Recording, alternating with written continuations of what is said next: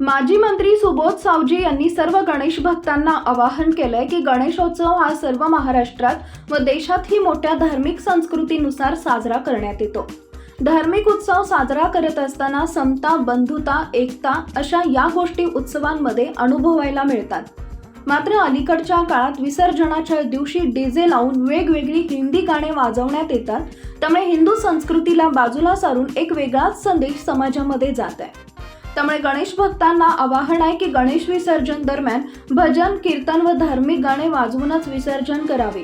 एक धार्मिक व एकोप्याचा संदेश समाजामध्ये जाईल याची काळजी घ्यावी, असंही माजी मंत्री सुबोधभाऊ सावजी यांनी सांगितलंय। नमस्कार, मी सुबोधभाऊ सावजी, माजी महसूल राज्यमंत्री, माजी पालकमंत्री, अकोला बुलढाणा जिल्हा।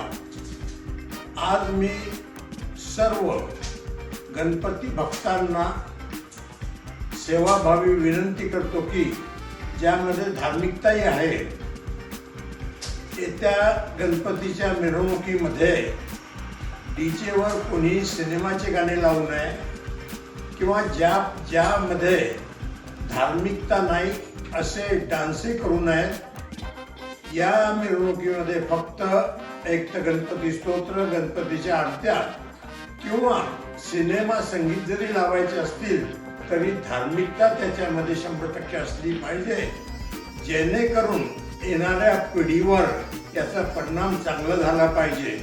नाहीतर कोणतेही गाणे लावायचे, फक्त नाच गाणे करायचे आणि पिढी बर्बाद करायची असं